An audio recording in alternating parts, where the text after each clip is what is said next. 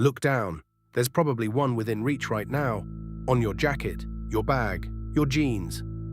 A thin metal track you open and close without a thought. But a zipper is a tiny machine, and it hides a clever trick. Two edges that will not hold together on their own, joined into one seam strong enough to fight you. Today we slice one open, slow it down, and watch the trick happen tooth by tooth. Start with the cloth. A zipper is built on two fabric tapes, one stitched to each side of the opening.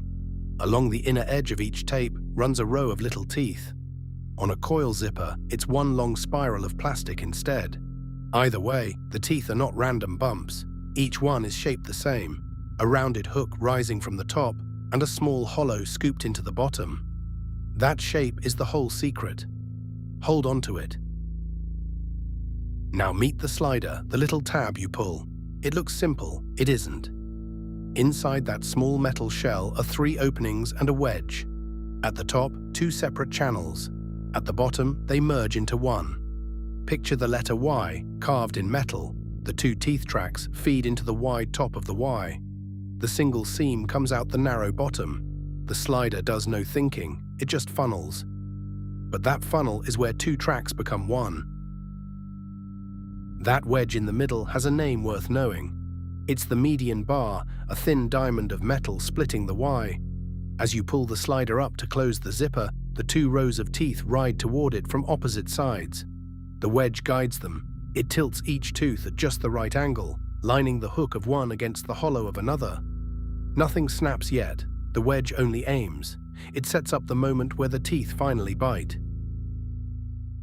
Here is the heart of it. As each tooth leaves the wedge, the channel narrows and presses it home. The hook on top of one tooth drops into the hollow beneath the tooth ahead of it on the other side. Then the next tooth does the same, the other direction. They don't sit side by side, they overlap, woven like fingers laced together. Each tooth is gripped above and below by 2 teeth from the opposite row.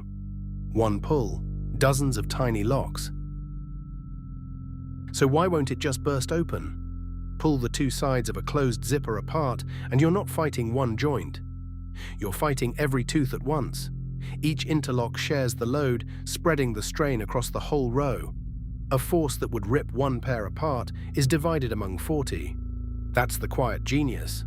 No single tooth is strong. Together they hold a seam shut against a stretching body, a stuffed bag, a gust of cold wind.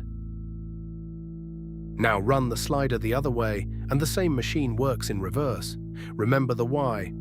Closing fed 2 tracks into one. Opening sends 1 track into 2. The wedge slides back between the locked teeth like a blade, prying them apart. Each hook lifts out of its hollow. The woven fingers let go, 1 pair at a time, in a smooth ripping line. The seam that took dozens of locks to build comes undone in a single quiet pull. Look at the very bottom of a jacket zipper. There's more cleverness hiding there. One side ends in a small pin. The other holds a little box. To start, you slot the pin down into the box, locking the 2 tapes at a fixed point. Now the slider has something to pull against. Without it, the zipper would simply walk off the ends of the teeth and fall apart in your hands.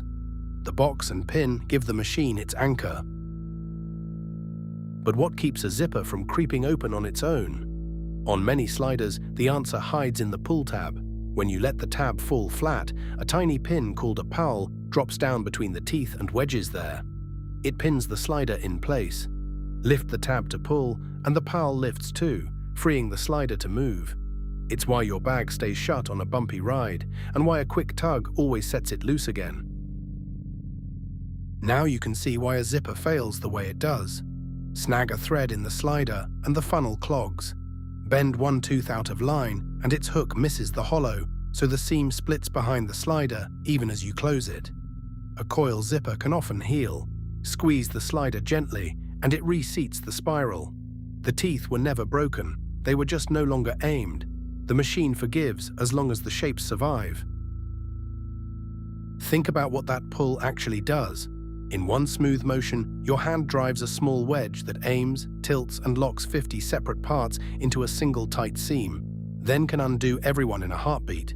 No motor, no battery, just shaped metal and the angle of a slope. It took inventors decades to get the tooth right. Now it lives, ignored on almost everything you wear and carry. A finished idea, hiding in plain sight. Let's slide through the whole machine one more time. 2 fabric tapes carry rows of teeth, each with a hook and a hollow. The slider funnels both rows through a Y. The median wedge tilts each tooth into line. The channel narrows and the hooks drop into hollows, weaving the teeth into dozens of shared locks. The box and pin anchor the bottom. The pawl holds it shut. Pull one way to lock the seam. Pull the other to free it. The next time you zip a coat against the cold, slow down for half a second. Feel the dozens of tiny hooks finding their hollows under your thumb.